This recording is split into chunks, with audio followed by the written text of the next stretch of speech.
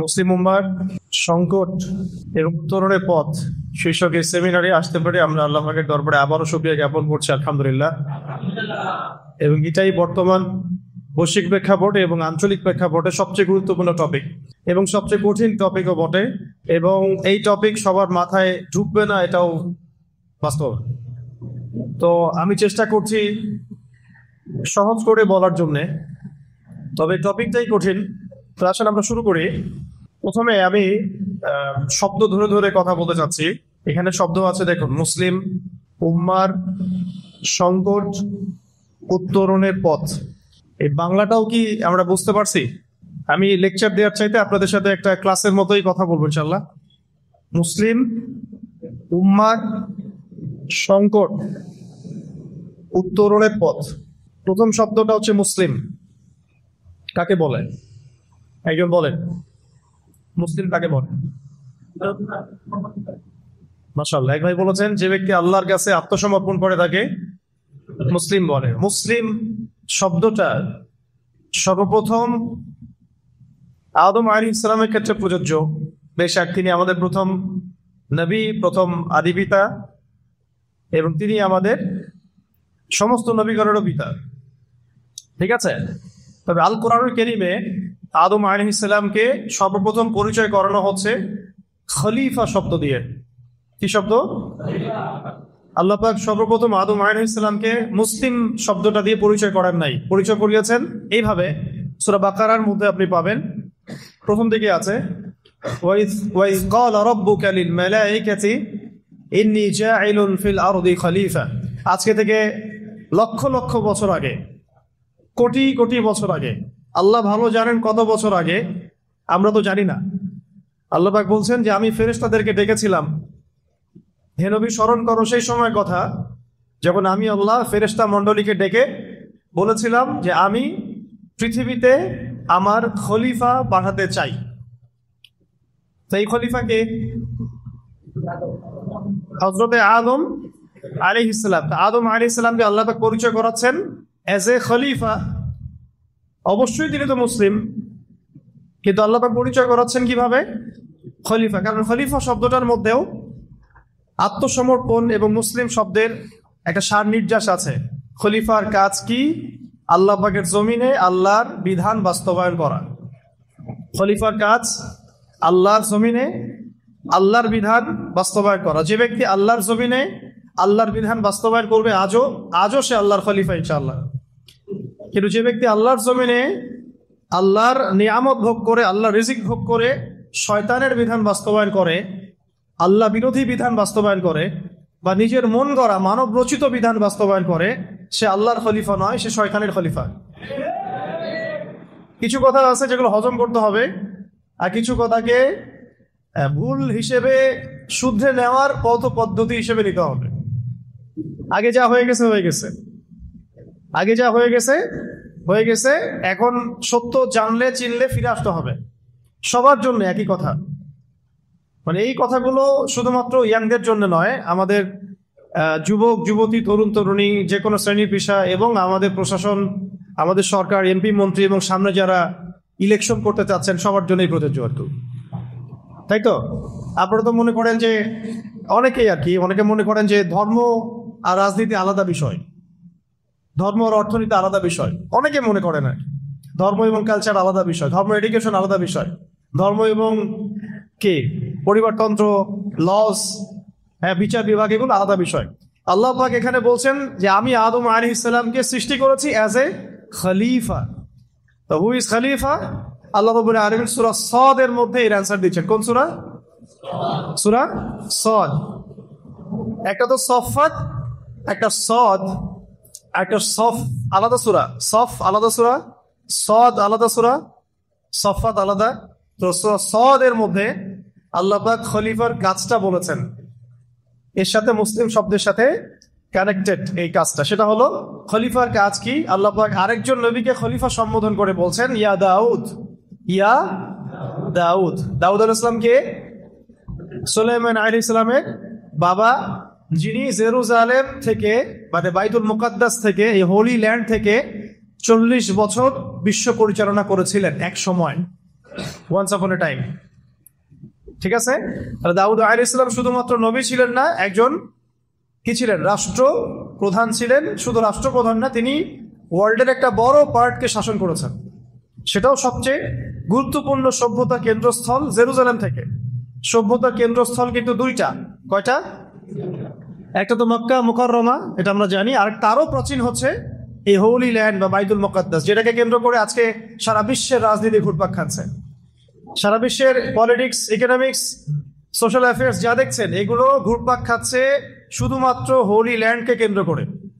শুধুমাত্র আল আকসা মসজিদ না, শুধুমাত্র এই বাইতুল মুকাদ্দাস কেন্দ্রিক আশেপাশের অঞ্চল না, তারা চায় পুরা হোলি ল্যান্ড শাসন করতে।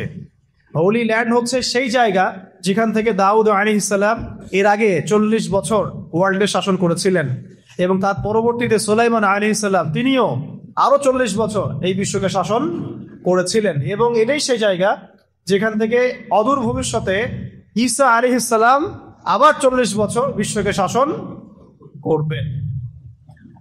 এই ভৌগোলিক সীমানাটা হচ্ছে ইরাকের ইউফ্রেটিস বা ফোরাত নদী থেকে শুরু করে মিশরের রিভার নাইল বা নীল নদ পর্যন্ত।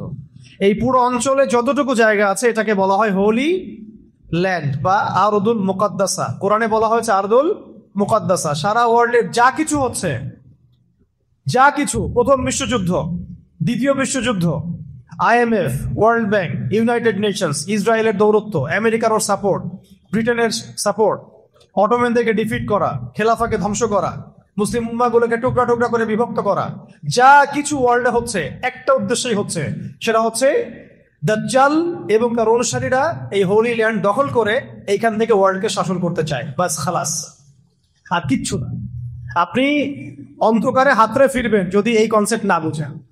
আপনি শুধু পলিটিক্স দিয়ে, জিও পলিটিক্স দিয়ে, ইকোনমিক্স দিয়ে সারা ওয়ার্ল্ডের ক্রাইসিসকে ডিল করতে পারবেন না যদি না আপনি এই দাজ্জাল, আখিরুজ্জামান, ঈসা আলাইহিস সালাম, জায়নিস্ট মুভমেন্ট, এই হোলি ল্যান্ড, এগুলো থেকে বিশ্বের সামনের ভবিষ্যৎ, এগুলো সম্পর্কে না জানেন। অন্ধকারে হাতড়ে ফিরবেন। আপনি অন্ধকারে হাতড়ে ফিরবেন যদি আপনি শেষ জামানা সম্পর্কে জ্ঞান না রাখেন। যত কিছু হচ্ছে সারা ওয়ার্ল্ডে কোন জায়গাকে কেন্দ্র করে? হোলি ল্যান্ড। এটা আগে ভালো করে বুঝেন। এবং হোলি ল্যান্ডের সাথে আমাদের কি সম্পর্ক?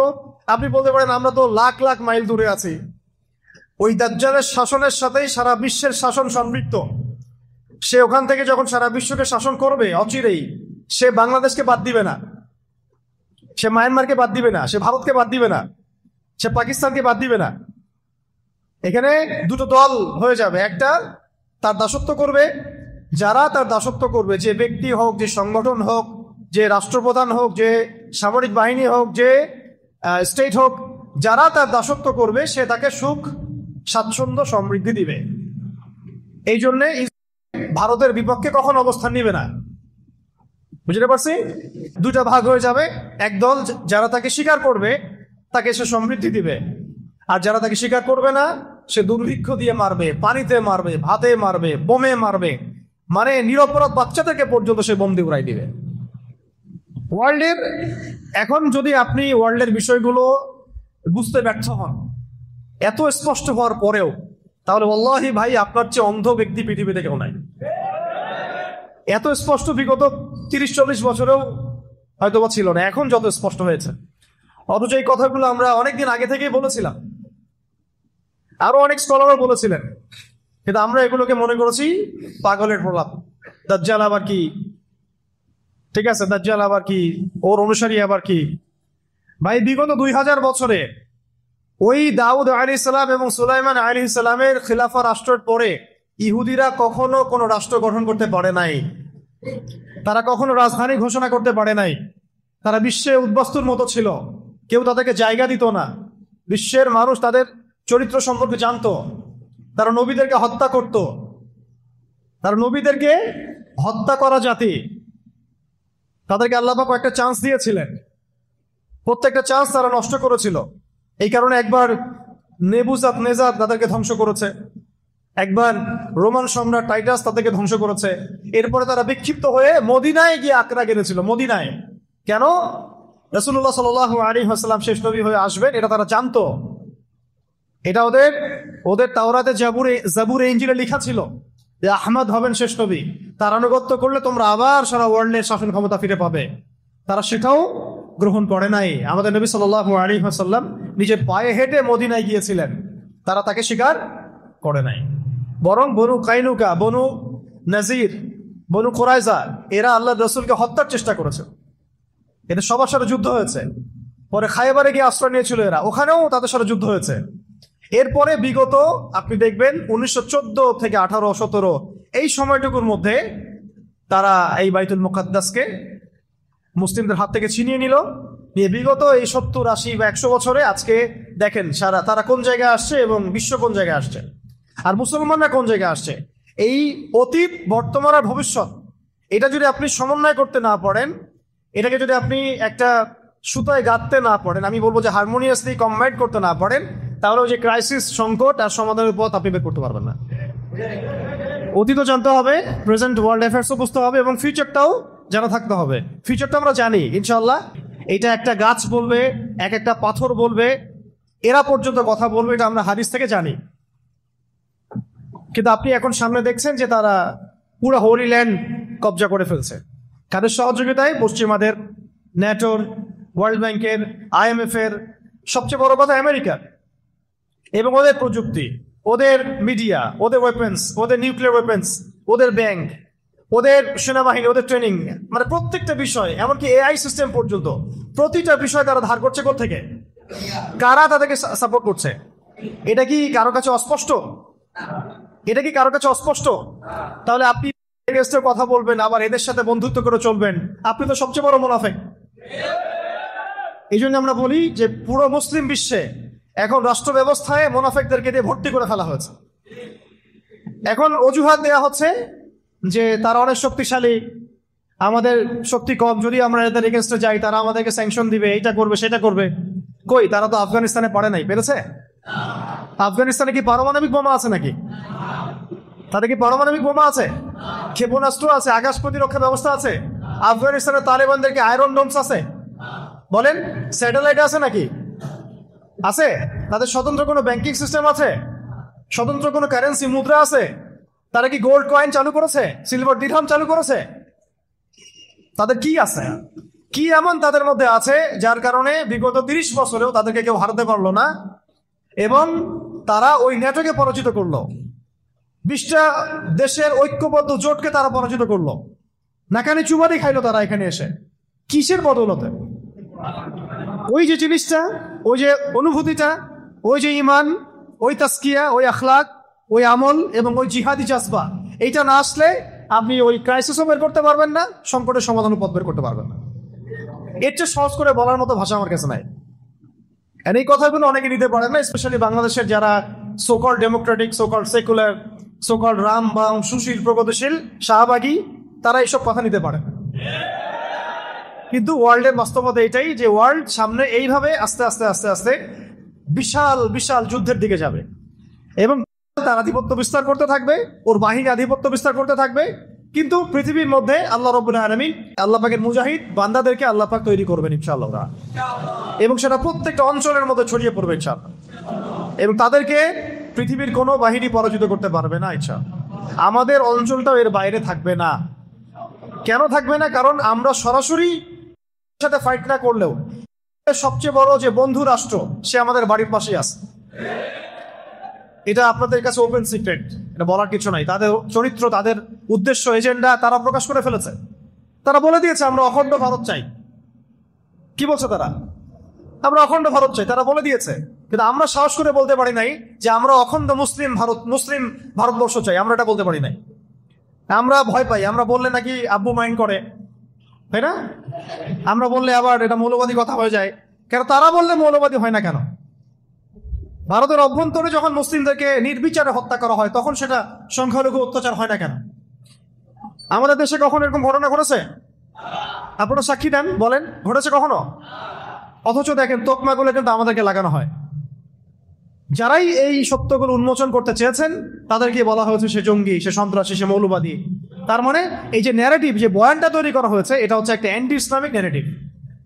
অ্যান্টি ইসলামিক ন্যারেটিভ এটা গিলানো হয়েছে প্রত্যেক সরকারি কর্মকর্তাকে, প্রশাসনকে, র্যাবকে, পুলিশকে, আর্মিকে, বিজিবিকে। আপনারা মাইন্ড করেন আমার কথায়?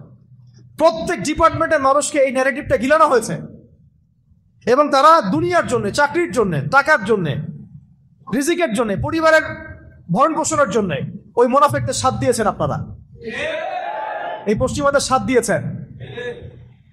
তাহলে আপনারা কি মনে করেছেন যে আল্লাহ পাক আপনাদেরকে ধরবেন না কিয়ামতের মাঠে?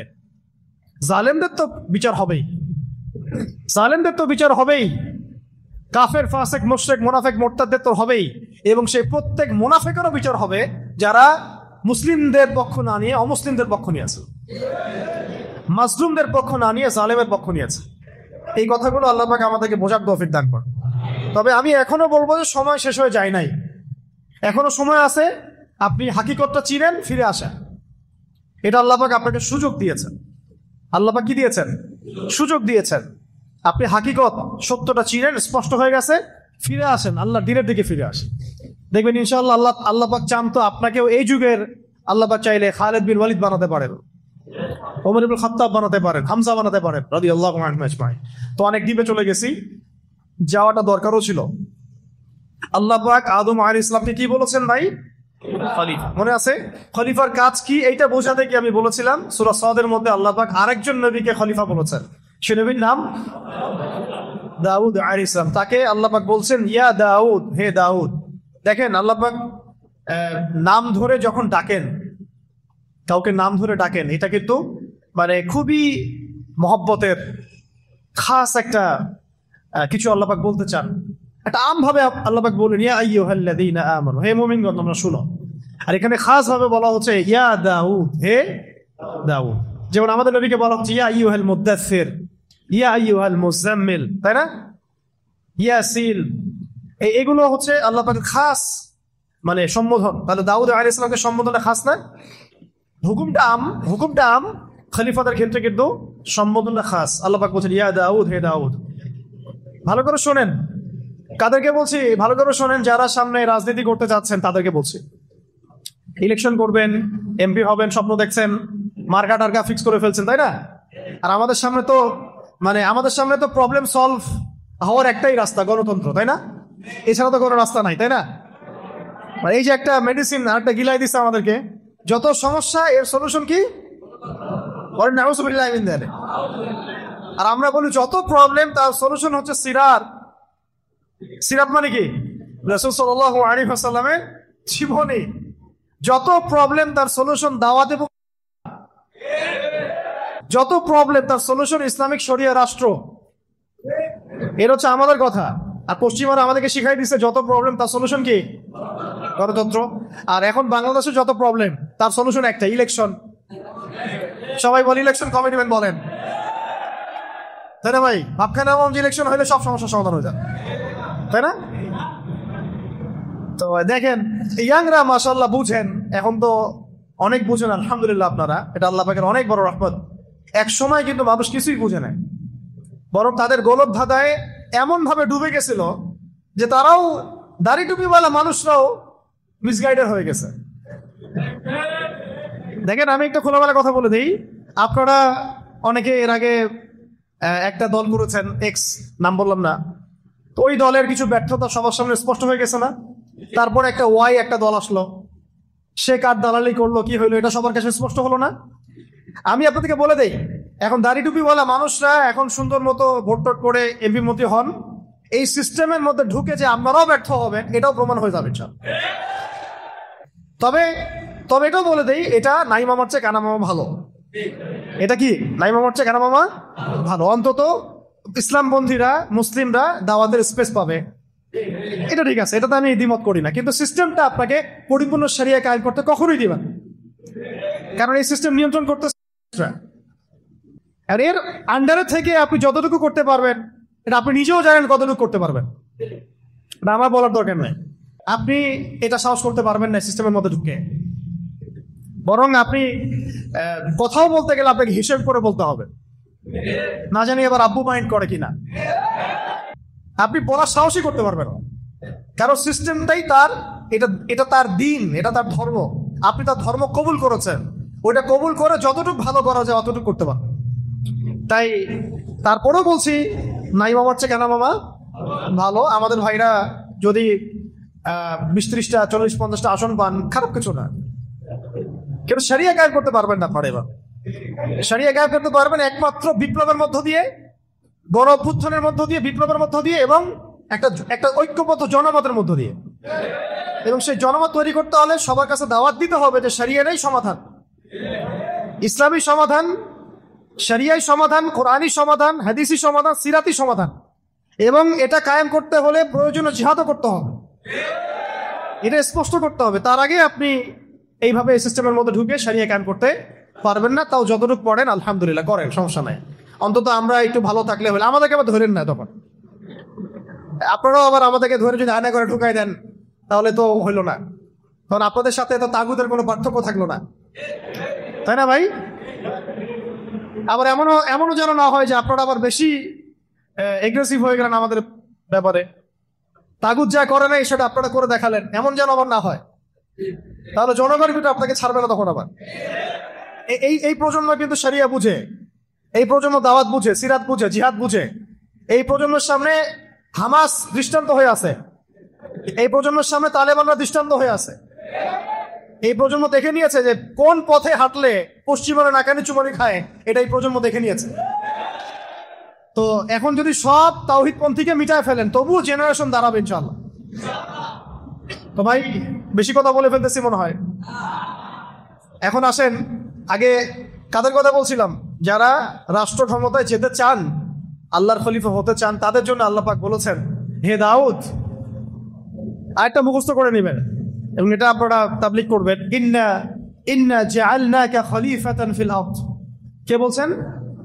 কাকে বলছেন? হে দাউদ, তোমাকে আমি জমিনের খলিফা বানিয়েছি। সুবহানাল্লাহ, চিন্তা করছেন কথাটা? হে দাউদ, আমি আল্লাহ তোমাকে জমিনের, সুবহানাল্লাহ। এই জমিন বলতে কিন্তু ওই যে হোলি ল্যান্ড, কোন ল্যান্ড? Holy land. কে বানাইছেন? আল্লাহ। তোমার কাজ ফাহকুম বাইনান নাস বিল হক, একজন খলিফা কাজ। এখানে দাউদ আলাইহিস সালামকে বলা হচ্ছে, কিন্তু কাজটা কার? তার মানে আল্লাহ পাক যাকে জমিনে ক্ষমতা দিবেন তার কাজ মানুষের মাঝে আল্লাহর বিধান দ্বারা বিচার ফয়সালা করা। এখন আপনি আপনার এই সেকুলারিজম দিয়ে, জাতীয়তাবাদ দিয়ে, কমিউনিজম দিয়ে এবং ডেমোক্রেসি দিয়ে এটা করে দেখান। Can you do that? Honestly speaking আপনি কি পারবেন? ফাহকুম বাইনান নাস বিল হক, এখানে হক মানে কি? আল্লাহর ওহী, কোরআন এবং সুন্নাহ। আমাদের শরিয়া অনুযায়ী কোরআন সুন্নাহ, তখন ছিল জাবুর, এখন কি? কোরআন সুন্নাহ। এখন কোরআন সুন্নাহর মানদণ্ডে আপনি এই আয়াতের উপর আমল করতে পারবেন কিনা এই সিস্টেমের মধ্যে থেকে? আজ পর্যন্ত কেউ পেরেছে কিনা? এই সিস্টেমগুলো চলতেছে ধরেন 100 বছর হয়ে গেল। যেই কান্ট্রিগুলোতে এই সিস্টেমগুলো চলছে, এই কান্ট্রিগুলোতে কি আপনি একটা শরিয়া আইন বাস্তবায়ন করতে পেরেছেন কিনা? আমাকে একটা মিসাল দেন, একটা এক্সাম্পল দেন, আমাকে আলোচনা শেষ করে দিন। একটা মিসাল দেন লাস্ট 100 বছরে এই সিস্টেমগুলোর দাসত্ব করে কোন খলিফা, মানে কোন রাষ্ট্রপ্রধান তার রাজ্যে বা তার অঞ্চলে আল্লাহর শরীয়ী বিধান বাস্তবায়ন করতে পারছে কিনা? তাহলে এটা যে এইগুলো যে ফেইলার, এগুলো যে ফেইল করেছে, এটা কি স্পষ্ট হওয়ার আরো বাকি আছে আপনাদের? আল্লাহ পাক আমাদেরকে সহি বুঝ দান করেন। এই সিস্টেমগুলো সরাতে হবে, নতুন সিস্টেম নিয়ে আসতে হবে। সেই নতুন সিস্টেমটাই হচ্ছে শরিয়া, ইমারা এবং খিলাফা। শরিয়া, ইমার এবং খিলাফা আমরা না নিয়ে আসলেও ইমাম মাহদী নিয়ে আসবেন ইনশাআল্লাহ। আমরা যদি কিছু নাও করি, এইভাবেই মুনাফিকের হালতে মরে যাই, নাউজুবিল্লাহ, ঈসা আলাইহিস সালাম নিয়ে আসবেন ইনশাআল্লাহ।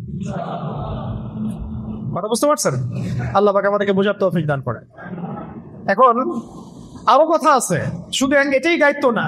ফাহকুম বাইনান নাস বিল হক বলার পরে আল্লাহ পাক আরো বলেছেন, ওয়ালা তাত্তাবিউল হাওয়া, ওয়ালা তাত্তাবিউল হাওয়া, নিজের প্রবৃত্তির অনুসরণ করো না। রাষ্ট্র চালাতে গিয়ে প্রবৃত্তির অনুসরণ মানে কি? আল্লাহর বিধান, ইনসাফ, আদালতের বাইরে নিজের প্রবৃত্তির দাসত্ব করো না। মানব রচিত বিধানের দাসত্ব করো না।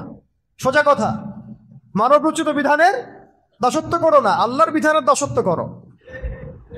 এই সিস্টেমগুলোকে আপনাকে এই আয়াতের উপর আমল করতে দিবে? ওয়ালা তাত্তাবিউল হাওয়া।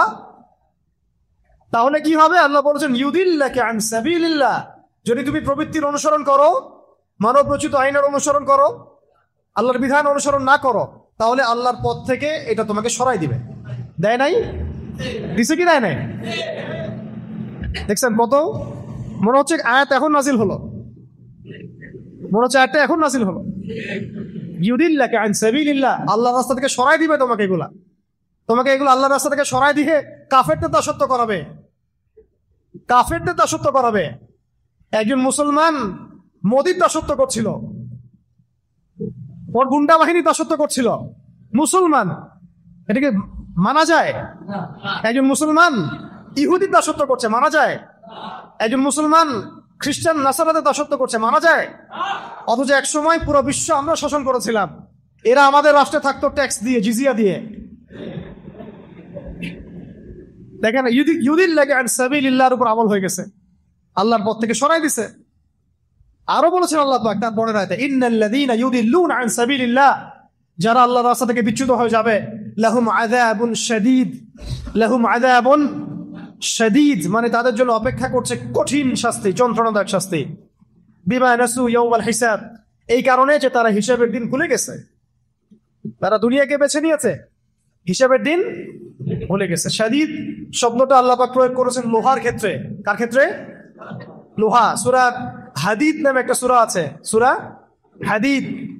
ওই সূরার শেষের দিকে আল্লাহ পাক বলেছেন, ওয়া আনজালনাল হাদিদা ফীহি বা'সুন শাদীদ, আমি আল্লাহ নাজিল করেছি হাদিদ, লোহা। লোহা পৃথিবীর ভিতর থেকে বের হয় নাই, আল্লাহ পাক নাজিল করেছেন কোরআনের মতো। আর বুঝতে পারছেন? ফীহি বা'সুন শাদীদ, এবং লোহার মধ্যে আছে প্রচন্ড রকম শক্তি। ওই শব্দটা শাদীদ শব্দ আল্লাহ প্রয়োগ করেছেন সেই সব ব্যক্তির ক্ষেত্রে যাদেরকে আল্লাহ পাক খলিফা করবেন, পদ দিবেন, রাষ্ট্র ক্ষমতা দিবেন, কিন্তু আল্লাহর বিধান অনুসরণ করবে না, মানব রচিত তন্ত্রমন্ত্র অনুসরণ করবে, প্রবৃত্তির দাসত্ব করবে এবং আল্লাহর রাস্তা থেকে বিচ্যুত হয়ে যাবে। এখন আহলান সাহলান, যারা পলিটিক্স করতে চান এখন করেন। এখন বলেন, হাত তুলেন কারা কারা করতে চান? হাত সবার উঠানো উচিত। বলেন যে হ্যাঁ আমি এই সিস্টেমের মধ্যে করব না, কিন্তু অবশ্যই করব, নাকি? এখন এই সিস্টেমে করতে আগ্রহী কারা কারা বলেন?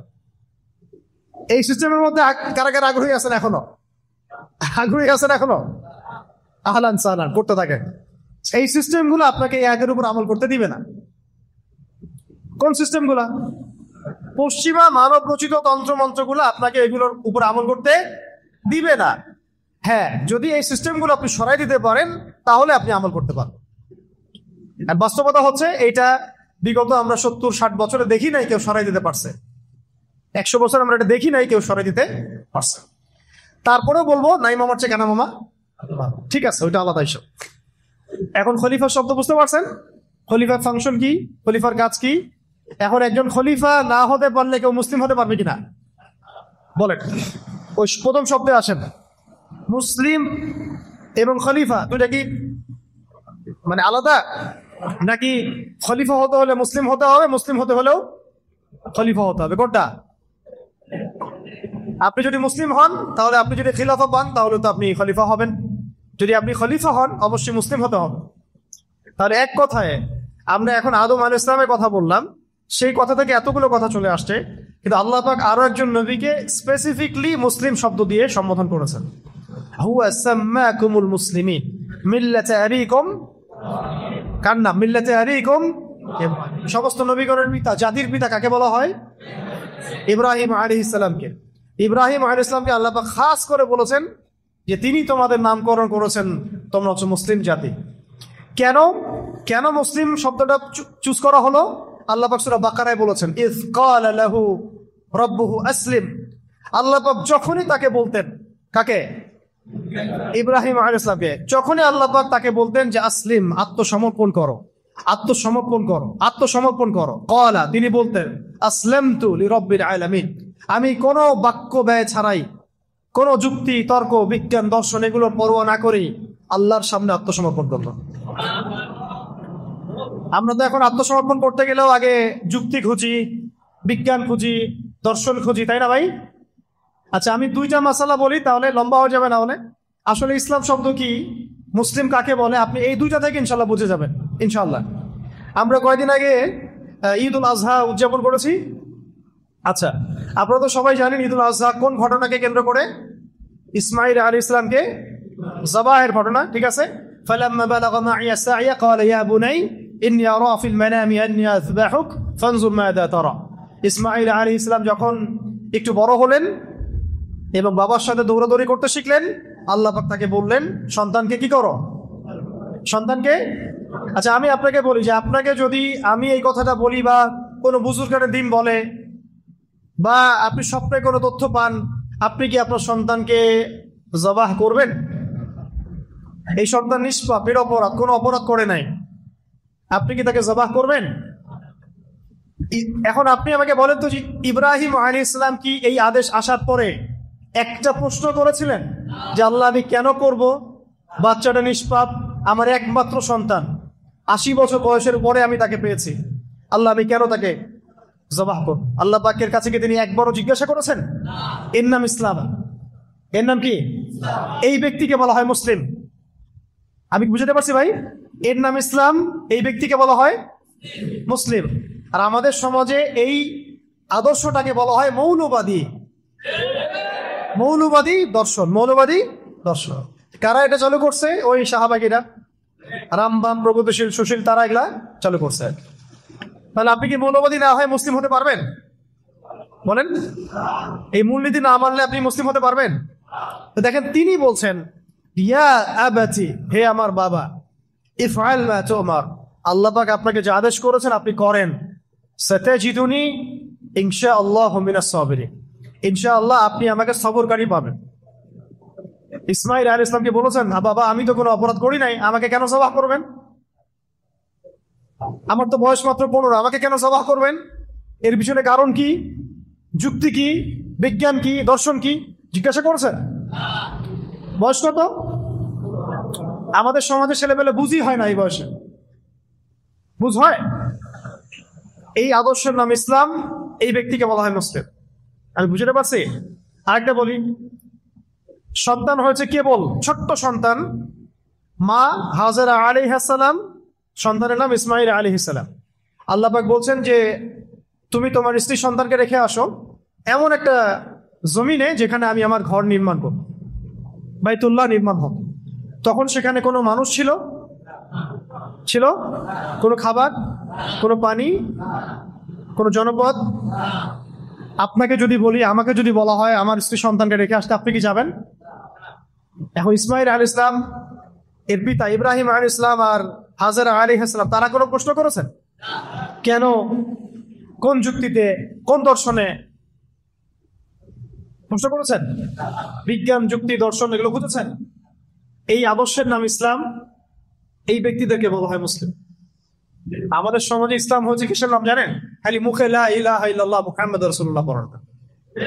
যতক্ষণ পর্যন্ত আমার এই নফস, আমার দেহ, আমার আত্মা, আমার নফস, আমার সত্তা আল্লাহ পাকের প্রত্যেকটা বিধানের সামনে অবনত চিত্তে আত্মসমর্পণ না করছে, ততক্ষণ আমি মুসলিম হইতে পারি নাই। তাহলে আগে মুসলিম শব্দের ব্যাখ্যা শোনা, তারপরে উম্মাতে আসা।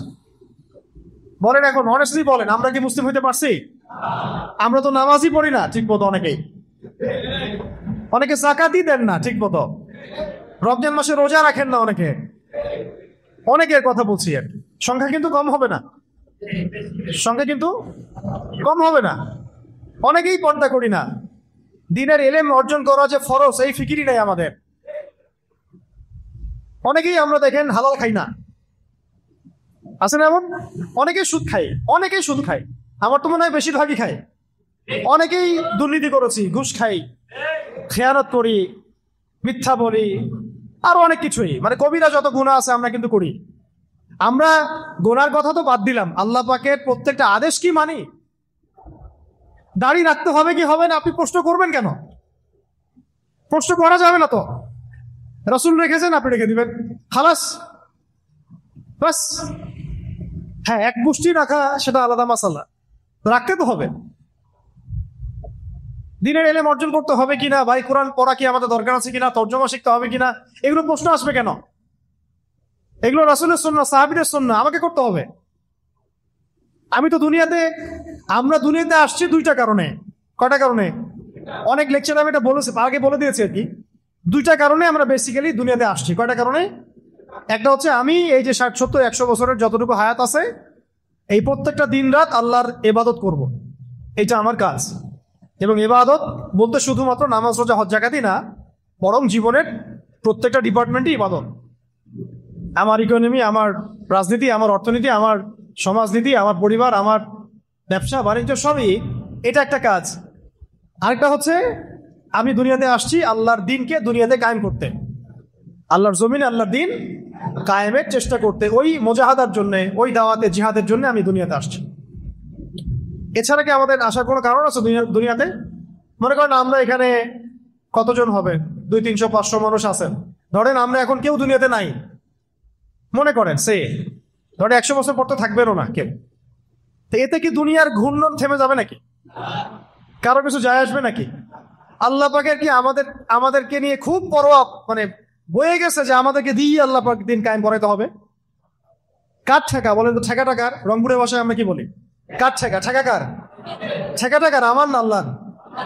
তাহলে আমাদের যদি ঠেকা হয়, আমরা যদি আল্লাহর ইবাদতের জন্য দুনিয়াতে এসে থাকি, জান্নাত আমার, জাহান্নামও আমার, জান্নাত জাহান্নামের ফয়সালা আমার। আল্লাহ পাকের কি কোনো মানে এগুলোর পরোয়া আছে? সারা দুনিয়ার মানুষ যদি আল্লাহ পাকের ইবাদত করে, আল্লাহ পাকের শক্তি বেড়ে যাবে? শক্তি আগেও যা ছিল তাই থাকবে, সম্মান আগেও যা ছিল তাই থাকবে, বাড়বে কমবে? বরং বাড়বে, কমে যাবে কি কখনো? তারপরে আমরা যদি আল্লাহ পাকের ইবাদত সবাই নাও করি, আল্লাহ পাকের কিছু যায় আসে বলেন? তাহলে ঠেকা কার? দুনিয়াতে আসছি আমরা আল্লাহর ইবাদত করার জন্য, তার দিনকে কায়েম করার জন্য। তাহলে আমরা এইসব প্রশ্নে যাবো কেন? আমাকে দিন শিখতে হবে কিনা, দাঁড়িয়ে রাখতে হবে কিনা, আমি মানে এই সুদী ব্যাংকে চাকরি করব কিনা, হ্যাঁ আমি হারাম খাবো কিনা, এখানে তাগুতি সিস্টেম আছে, আমার নামাজের সুযোগ দেয় না তারা, কত মাসালা আমাদেরকে জিজ্ঞাসা করেন। এগুলোর অ্যান্সার তো আপনিই বের করতে পারেন। মুসলিম হয়ে যান, অ্যান্সার পেয়ে যাবেন। মন থেকে মুসলিম হয়ে যান, অ্যান্সার আপনি ভিতর থেকে পেয়ে যাবেন যে কি করতে হবে আপনাকে। আমরা কি মুসলিম শব্দ বুঝতে পারছি ভাই? এখন আসলে মুসলিম উম্মা কাকে বলে? উম্মা মানে হচ্ছে একটা জামা, একটা জামা। এই উম্মা শব্দটা অনেক ব্যাপক, অনেক বড়, অনেক গভীর। একদিন আলোচনা করে আমি এটা বুঝাতে পারবো না। এতটুকু বলছি, উম্মা একটা হাদিস, উম্মা একটা দেহের মতো, একটা দেহের মতো। এই হাদিসটা ভালো করে মাথায় রাখেন। উম্মা একটা দেহের মতো, একটা অংশ যদি আঘাতপ্রাপ্ত হয় অন্য অংশ ব্যথা অনুভব করে। যদি বিশ্বের বিভিন্ন জায়গায় মুসলিমদের নির্যাতন, নিপীড়ন, রক্তক্ষরণ আমাদেরকে কষ্ট দেয়, তাহলে বুঝতে হবে যে হ্যাঁ আমরা এখনো এক উম্মা আছি। আর যদি দেখা যায় যে আমি এখানে খুব সুখ স্বাচ্ছন্দ্যে ঈদ করলাম, হাজার মানুষরা ঈদ করতে পারলো না, আমার এটাতে কোনো ফিলিংস নাই, তাহলে আমি উম্মার কোনো অংশ না, এখন আর এই উম্মার সাথে আমার কোনো সম্পর্ক নাই। যদি এখানে আমি খুব সুখ স্বাচ্ছন্দ্যে আছি, সিরিয়াতে মুসলিম ভাইরা খুব কষ্ট পাচ্ছে, আর আপনি চিন্তা করছেন ওটা সিরিয়ার অভ্যন্তরীণ ব্যাপার, এটা আমার বাংলাদেশের অভ্যন্তরীণ ব্যাপার, তাহলে আমি আসলে উম্মার অন্তর্ভুক্ত এখন নাই।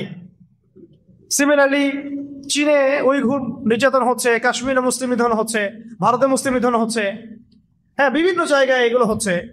এগুলো যদি আমাকে ব্যথিত না করে, আমাকে যদি এগুলো মানে আমার ভিতরে কোনো তামান্না সৃষ্টি না করে, রক্তক্ষরণ না হয়, বুঝতে হবে যে আমরা উম্মার অন্তর্ভুক্ত না। উম্মা একটা দেহের না, এক অংশে আঘাতপ্রাপ্ত হলে অন্য অংশ ব্যথা অনুভব করবে। এখন আপনারা চিন্তা করে বলেন যে আসলে আমরা উম্মার অন্তর্ভুক্ত আছি কি নাই। আমি আপনাদেরকে সিস্টেমের কথা বলেছি, একটু ধৈর্য ধরেন। এই সিস্টেম আপনাকে ভাইয়ে ভাইয়ে লড়াই করতে শিখিয়েছে। উম্মা তো বহু দূরের কথা। ধরেন আমরা যদি এতটুকু মনে করি যে বাংলাদেশ সারা বিশ্বের কোথাও কোনো মুসলিমরা নাই, ধরেন বাংলাদেশ সারা, ধরেন যে পৃথিবীর কোনো জায়গায় আর মুসলিম নাই, তবু এই সিস্টেমগুলো আপনাকে বাংলাদেশের মুসলিমদের মধ্যেই হাজারটা দলে বিভক্ত করে দিয়েছে এবং রাষ্ট্র ক্ষমতার জন্য একদল আরেক দলের সাথে মারামারি করছে। তাহলে এটা উম্মা না, রাজনৈতিক কনফ্লিক্ট। এগুলা আমাদেরকে ভোগাচ্ছে এবং আগামীতে আরো ভোগাবে। উম্মা বলতে অনেক বড় কিছু বোঝায়। এখন আমরা মনে হয় না আসলে ওই উম্মার মধ্যে খুব বেশি সংখ্যক মানুষ থাকবে, আমার এটা মনে হয় না।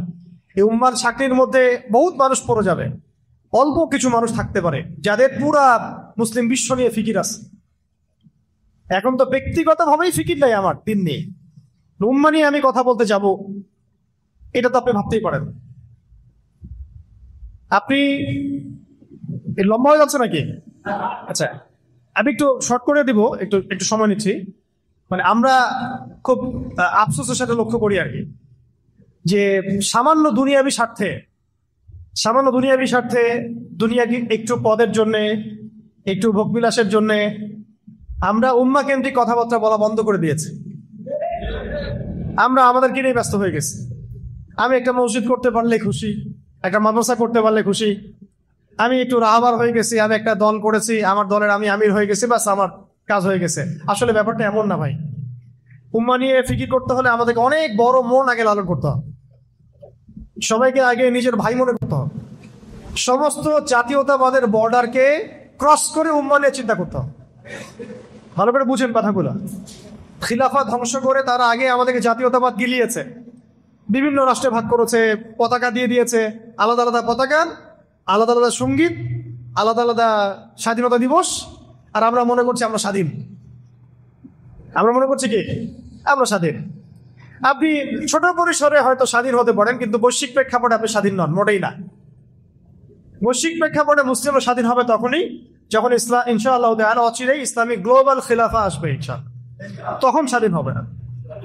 তখন যদি দেখা যায় খিলাফার কেন্দ্র হচ্ছে জেরুজালেম, তাহলে ভারতে কোনো মুসলমানকে আঘাত করলে জেরুজালেম থেকে বাহিনী এসে এখানে শায়েস্তা করবে, যেমনটা আগে হয়েছে না? বিন কাসিমের বাহিনী আসে নাই সিন্ধুতে, আসে নাই? তখন খিলাফা কনসেপ্ট ছিল যে আমার বোনের গায়ে তুই হাত দিলি কেন রাজা তাহির, আমার বোনের গায়ে তুই হাত দিলি কেন? ওইখান থেকে ফোর্স আসছে, এসে আপনার সিন্ধু জয় করছে। এখন কি এটা হবে বলেন? এখন আপনাকে এটা পার করতে হলে অনেকগুলো বর্ডার ক্রস করতে হবে, ওই বর্ডারের অনুসারীরা আপনাকে আবার চাইতে দিবে না। আপনি যত এখানে মার্চ ফর গাজা করেন, কোনো লাভ নেই, কিচ্ছু হবে না, ওদের কিচ্ছু আসবে না, কারণ আপনি এগুলো ক্রস করে গিয়ে সেখানে গিয়ে যুদ্ধ করতে পারবেন না। কারণ এই সমস্যার সংকটের সমাধান হচ্ছে জিহাদ। গাজা ফিলিস্তিন বা এই পশ্চিমাদের যে এই ম্যাসাকার, গণহত্যা, এক কথায় কি? এক কথায় গণহত্যা। এক কথায় কি?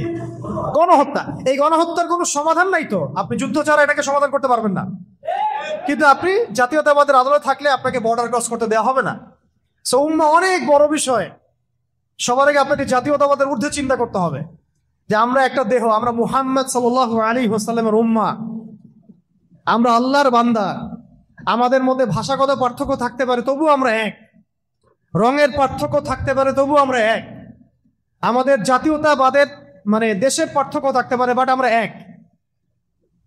আমাদের বর্ণের পার্থক্য আছে, কিন্তু আমরা এক। সংস্কৃতির মধ্যে পার্থক্য আছে, কিন্তু আমরা এক। আপনাকে উম্মাহ কনসেপ্ট চিনাবে কে জানেন? উম্মাহ কনসেপ্ট কে চিনাবে?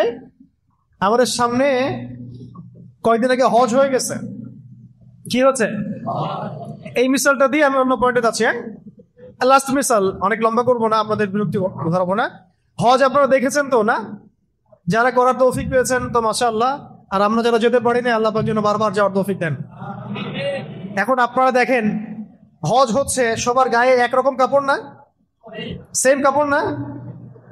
কে পাশে ধনী গরিব বোঝার বুদ্ধি আছে? কে কোন দেশ থেকে আসছে বোঝার বুদ্ধি আছে? এখানে বিভিন্ন ভাষার মানুষ আছে না, বিভিন্ন দেশের, বিভিন্ন বর্ণের, বিভিন্ন কালচারের, আছে কিনা? কিন্তু যখন তারা নামাজে দাঁড়াচ্ছে, আরাফার মাঠে যখন তারা গেলেন, হাত তুলে আল্লাহ পাকের কাছে দোয়া করতে শুরু করলেন, এখানে কি কোনো জাতীয়তাবাদ, বর্ণ, ভাষা, গোত্রের পার্থক্য আছে? এইটা হচ্ছে উম্মাহ।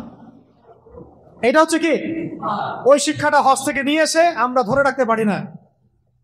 এমনকি হজের খুতবাতে পর্যন্ত পুরো উম্মাহকে ঐক্যবদ্ধ করে এই জালেমদেরকে ঘোষণা দেওয়ার সুযোগ হয় না। আফসোস, এর চেয়ে বড় কি আফসোস হতে পারে? এমনকি হজের খুতবাতে পর্যন্ত পুরো মুসলিম উম্মাহকে ঐক্যবদ্ধ করে একটা দেওয়ার সাহস হয় না। কারণ ওইটা ওইখানে বললেও নাকি আপুরা মাইন্ড করবে। কারণ আশপাশে যতগুলো মুসলিম রাষ্ট্র আপনি দেখছেন, এদের বেশিরভাগই তারা কিনে ফেলেছে। এদের বেশিরভাগই ওদের কাছে সোল্ড আউট। এরা তাদের ক্ষমতাকে টিকিয়ে রেখেছে ওদেরকে সাপোর্টের বিনিময়ে।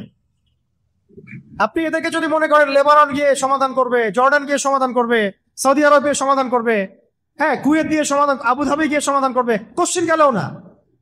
বরং এরা ওদের মস্তক টিকিয়ে রাখার জন্য আমেরিকা ইসরায়েলের পা চাটবে পর্যন্ত। আমি এর চেয়ে খোলামেলার কথা বলতে পারি, এটা বিশ্বের কাছে স্পষ্ট। আচ্ছা, আপনাদের কি মনে হয় হজের খুতবাতে এরকম একটা বয়ান আসার দরকার ছিল কিনা? পুরো বিশ্বের মুসলিমরা সেখানে আসছে, ওখান থেকে তো আমরা তাওহীদ নিয়ে যাব, মিল্লাতে ইব্রাহিম নিয়ে যাব, উম্মা নিয়ে যাব। আজকে উম্মার এই দুরবস্থা, ওইখান থেকে ডাক আসবে, ওইখান থেকে ডাক আসবে সবাই সেনাবাহিনী পাঠান, প্রস্তুতি গ্রহণ করেন, আমরা আল আকসা মুক্ত করবো ইনশাআল্লাহ। এই ঘোষণাটা কি বাংলাদেশ থেকে আসবে? এই ঘোষণা আসবে কোত্থেকে? আপনারা বলেন, এখন যদি মুহাম্মদ সাল্লাল্লাহু আলাইহি ওয়াসাল্লাম জীবিত থাকতেন, তিনি কি এই ঘোষণা দিতেন না? আবু বকর রাদিয়াল্লাহু আনহু থাকলে দিতেন না? উমর রাদিয়াল্লাহু আনহু থাকলে দিতেন না তিনি? তাহলে আমরা কেন দিতে পারি না? কেন পারেন না? ওই পশ্চিমাদের সিস্টেমের মধ্যে ঢুকে গেছেন তাই। এই হলো বাস্তবতা। এই তো যে পুরো বিশ্বকে শাসন করবে, কিভাবে করবে? ওর থাকবে তন্ত্র মন্ত্র প্রযুক্তি, ওর থাকবে ফোর্স। ও মানুষকে এমন ভাবে ডিসিভ করবে, মানুষের কাছে মনে হবে আমি ঠিক পথেই আছি। বুঝতে পারছেন কথা? আল্লাহ পাক আমাদেরকে বোঝার তৌফিক দান করেন। উম্মাহ অনেক গভীর বিষয় ভাই, আমি শুধু হজের একটা এক্সাম্পল দিলাম, এটা থেকে বুঝেন যে উম্মাহ কি হওয়া উচিত ছিল। এখন বলেন তো আসলে কি উম্মাহ এই জায়গায় আছে কি নাই? নাই। কেন নাই? জাতীয়তাবাদের কারণে নাই, এই ক্ষমতার দ্বন্দ্বের কারণে নাই, পশ্চিমা তন্ত্রমন্ত্রের কারণে নাই, সেই ইমান নাই, সেই আকীদা নাই, সেই মানহাজ নাই। তাহলে ইয়াংদেরকে আমি আমার ভিতর থেকে আহ্বান জানাচ্ছি যে এই ধোঁকাবাজিগুলোর মধ্যে না পড়ে একেবারে রিয়েল ইসলামটা শিখেন ইনশাআল্লাহ। এটা আপনাকে স্বাধীন করবে ভিতর থেকে, এটা আপনাকে স্বাধীন করে দিবে। আপনি আল্লাহ ছাড়া কাউকে ভয় করবেন না। আমি এটা ফখর করে বলছি না, এখন এতক্ষণ ধরে যে আলোচনাগুলো হয়েছে, আপনি আলোচনাগুলা জাতিসংঘ থেকে করতে পারবেন না, কারণ ওটা পরাধীন। আমি এখানে স্বাধীন, আপনি এখানে স্বাধীন। আপনি আল্লাহর দাসত্ব করছেন, তারা জাতিসংঘের দাসত্ব করছে। স্বাধীনতার অন্য সুখ আছে, এটা বুঝবে না। এই স্বাধীনতা নিয়ে যদি আমি কারাগারেও যাই, আমি স্বাধীন। এটা নিয়ে যদি আমরা জিহাদের মাঠে যাই, আমরা শহীদ, আমরা কাসি। এটা নিয়ে যদি আমরা ওখানে শহীদ হয়ে যাই, ইনশাল্লাহ আমরা জান্নাতে চলে যাব, বিকজ আমরা কোনো আল্লাহ বিরোধী কোনো শক্তির সামনে আত্মসমর্পণ করি নাই। এই জাজবাটা আমাদেরকে তৈরি করতে হবে। আল্লাহ পাক তৌফিক দান করেন। শেষের দুইটা পয়েন্ট, সংকট উত্তরণের পথ। তো সংকট তো আপনারা বুঝে ফেলছেন, আমি কয়েকটা পয়েন্ট বলি। সংকটগুলো কোথায় কোথায় জানেন? প্রথম সংকটটা হচ্ছে ভাই আমাদের ইমানের সংকট। কিসের সংকট? আমরা যে আসলে দুনিয়াতে আল্লাহর দিন পালন এবং প্রতিষ্ঠার জন্য আসছি, এটা ভুলে গেছি তো আমরা। আমাদের সামনে তো চাকরি, মেয়ে, টাকা পয়সা, বাড়ি গাড়ি, ব্যাংক ব্যালেন্স, এগুলো ঝুলতেছে। আমরা তো ভুলেই গেছি আমরা মুহাম্মদ সাল্লাল্লাহু আলাইহি ওয়াসাল্লামের উম্মাহ। আমাদের একটা ভিশন আছে, একটা মিশন আছে। আমরা 8-10টা উম্মার মতো পৃথিবীতে আসে নাই। আমাদের একটা নির্দিষ্ট লক্ষ্য আছে, গন্তব্য আছে, আর কেউ থাকবেও না চিরদিন। এটাই ভুলে গেছি আমরা, এবং ভুলিয়ে দেওয়াও হয়েছে মিডিয়া দিয়ে, প্রযুক্তি দিয়ে, স্মার্টফোন দিয়ে, শিক্ষা ব্যবস্থা দিয়ে, সমাজের কালচার দিয়ে, এগুলোতে টিভি দিয়ে, রেডিও দিয়ে, টেলিভিশন দিয়ে, এগুলোতে ভুলিয়ে দেওয়া হয়েছে আমাদেরকে। ভুলে গেছি না আমরা? বলেন তো। আগে আমাদের ইমানের ওই যে ক্রাইসিস, ওটা সলভ করতে হবে। ইমানের ক্রাইসিস সলভ করতে হলে কি লাগবে? দিনের জ্ঞান লাগবে। কি লাগবে? দিনের জ্ঞান লাগবে। একদিনের লেকচার কি আসলে সব জ্ঞান? তাহলে আপনাকে তো ভাই পড়াশোনা করতে হবে, পড়াশোনা করতে হবে। পড়াশোনা করতে গেলে কি ওস্তাদ লাগবে কি লাগবে না? আলেমদের সামনে যেতে হবে, আলেমদের সান্নিধ্যে যেতে হবে। আর কি লাগবে? আখলাক লাগবে, উত্তম চরিত্র, উত্তম আখলাক। আখলাক কি বই পড়ে পড়ে অর্জন হয়ে যায়? না, আল্লাহওয়ালা মানুষদের সাথে চলতে হবে। আমি এক কথায় বলছি মোটা দাগে। আর কি লাগবে? বেশি বেশি আমল, বেশি বেশি। তো এত ডিভাইসে আসক্তি থাকলে আমল করবেন কখন? দুনিয়া নিয়ে এত ব্যস্ত হয়ে থাকলে আমল করবেন কখন? দুনিয়ার ব্যস্ততা কমাতে হবে, আখিরাতের ব্যস্ততা বাড়াতে হবে, দিনের কাজের ফিকির বাড়াতে হবে, ভালো কাজের সাথে থাকতে হবে, এবং নিজের জীবনের লক্ষ্য বানায় ফেলতে হবে যে আমার জীবনের লক্ষ্যই হচ্ছে আল্লাহর জমিনে দিন কায়েম করা। বাস হয়ে গেল। তাহলে আমার জীবনের প্রত্যেকটা কাজ রুটিন ওয়াইজ চলে আসবে ইনশাল্লাহ। তখন আল্লাহ তৌফিক দিবেন ইনশাল্লাহ। কে তৌফিক দিবেন? আমরা তো চাচ্ছি না। আল্লাহ তৌফিক দিবেন কেন? আমাকে উত্তর দেন। আপনি আমি তো চাচ্ছি না, আমি তো চাচ্ছি না যে আমি আল্লাহর জমিনে দিন কায়েম করে ছাড়বো। এই ডিটারমিনেশন তো আসতেছে না। তাহলে আল্লাহ পাক আপনাকে তৌফিক দিবেন কেন? চাইতে হবে তো আল্লাহর কাছে। দোয়াই তো ইবাদত। আল্লাহ পাকের কাছে চাইলে আল্লাহ খুশি হন, না চাইলে আল্লাহ নারাজ হন। উদউলি আস্তাজিব লাকুম, আল্লাহ বলেছেন না, উদউলি আস্তাজিব লাকুম, আমাকে ডাকো আমি তোমাদের ডাকে সাড়া দিব। সুবহানাল্লাহ। বাস, তাহলে এগুলো ক্রাইসিস না? ঈমান ঠিক করতে হবে, আমল, আখলাক এবং আকীদা। এটা কি আকীদা? আকীদা এবং মানহাজ ঠিক করতে হবে। এমন কোন আকীদা লালন করা যাবে না যে আকীদা আমাকে মুনাফিক বানায় দেয়। ঠিক আছে ভাই? এমন কোন আকীদা লালন করা যাবে না যেটা আমাকে মুনাফিক বানায় দেয়। আমাকে একেবারে রাসূল সাল্লাল্লাহু আলাইহি ওয়াসাল্লামের আকীদা, তার যে আমল, তার যে সুন্নাহ, সাহাবীদের যে আকীদা, সাহাবীদের আমল, সাহাবীদের সুন্নাহ, তাবেঈন, তাবে তাবেঈন, আমাদের আসলাফগণ, আকাবিরগণ, তাদের সিলসিলা মেনটেন করে আমাকে চলতে হবে। এবং এটা কিন্তু একা একা শেখা যাবে না, আলেমদের সোহবতে যেতে হবে। আর আলেম আপনি চিনবেন কিভাবে? ফেসবুক থেকে, ইউটিউব থেকে। যার ভিউজ বেশি সে বড় আলেম নাকি? যাকে নিয়ে রিলস মানুষ বেশি বানায় সে বড় আলেম নাকি? যে একটু লিপস্টিক মারে সে আরো বড় আলেম।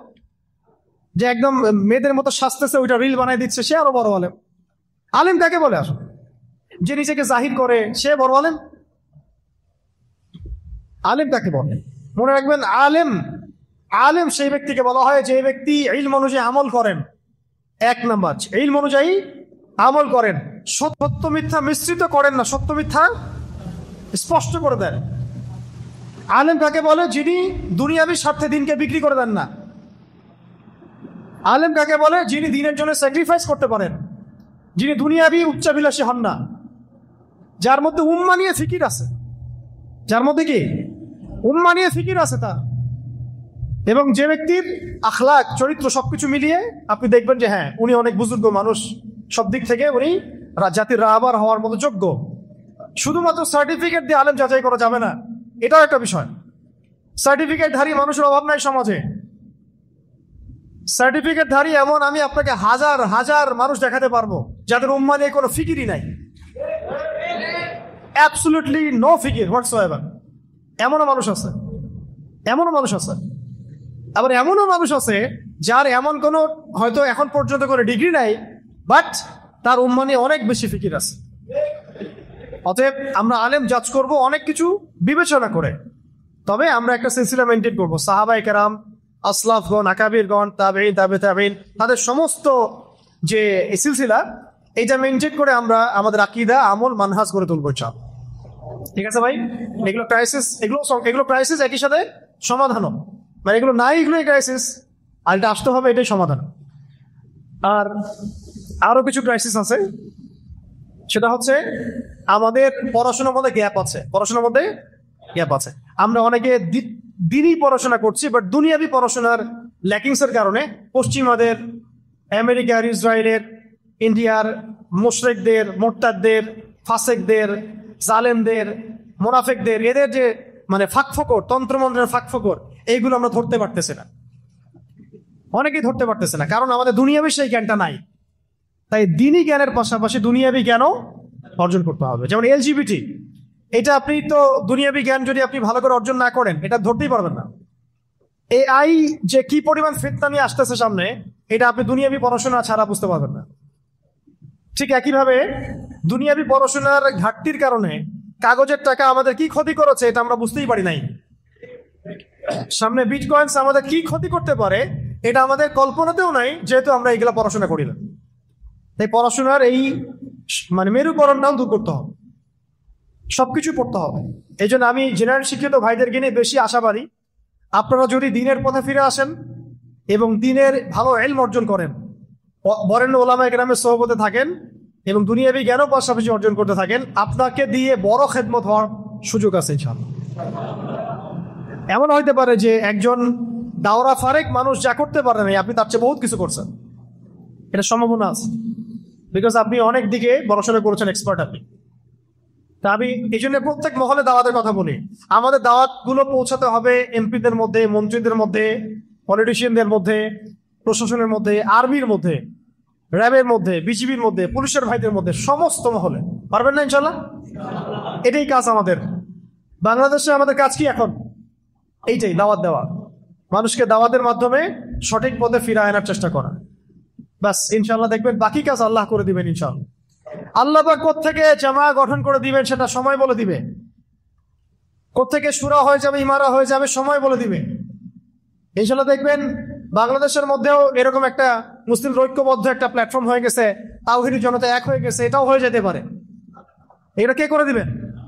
আল্লাহ চাইলে একজন আমিরুল মুমিনিন এনে দিতে পারেন, পারেন কি না? আল্লাহ চাইলে এই গুটি কয়েক মানুষকে দিয়েও বাংলাদেশে খিলাফা কায়েম করাতে পারেন। আর খিলাফত না, মানে শরিয়া কায়েম করাতে পারেন। কি কায়েম করতে পারেন? শরিয়া। শরিয়া মানে ইমারা। ইমারা, খিলাফত বড় কনসেপ্টে, মানে বৈশ্বিক ভাবে এটা কি, আমরা ছোট আঞ্চলিক ভাবে এটা ইমারা হয়, শরিয়া হয়। শরিয়া আইন যেখানে কায়েম হয় সেটা ইমারা হয়। তো এগুলো সংকট, এই সংকটগুলো কাটাতে হবে। এছাড়া সংকট আছে, সাংস্কৃতিক সংকট আছে। সংস্কৃতির নামে আমাদেরকে গিলানো হচ্ছে, শিরক কুফরি হারাম।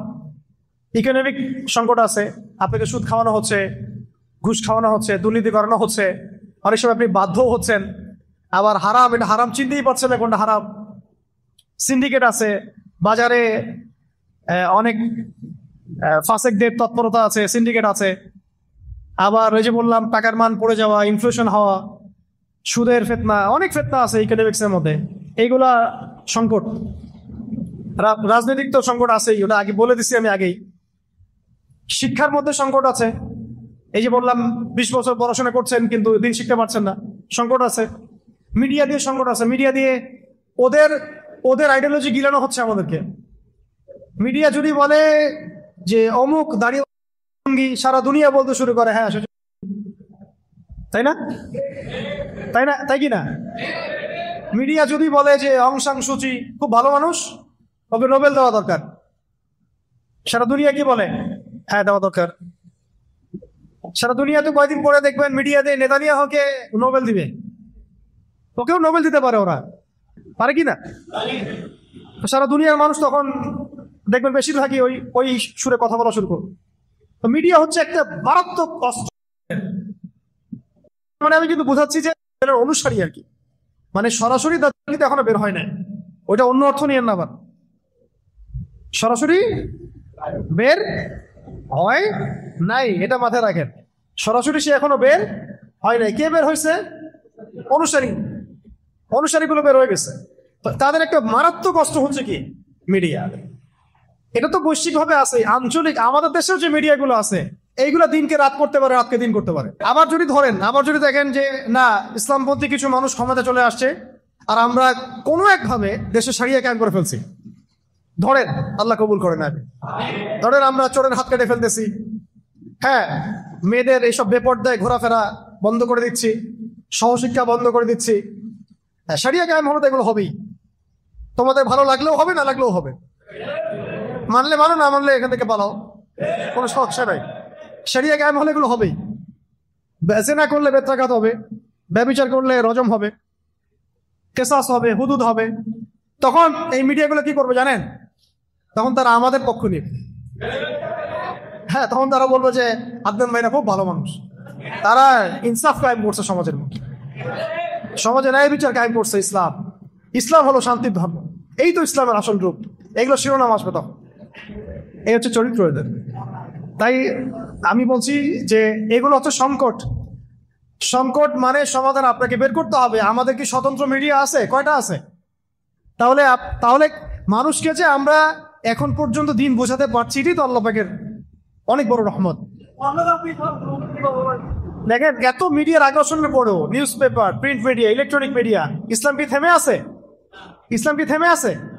9/11-এর পরে যে পরিমাণ মুসলিমদেরকে মানে ডিহিউম্যানাইজ করা হয়েছে, এরা জঙ্গি, এরা সন্ত্রাসী, এরা মৌলবাদী, সারা দুনিয়া ব্যাপী সন্ত্রাস বিরোধী যুদ্ধের নামে যা করেছে, ওরা লাখ লাখ মুসলমানকে হত্যা করেছে। এরপরেও কি ইসলাম থেমে আছে?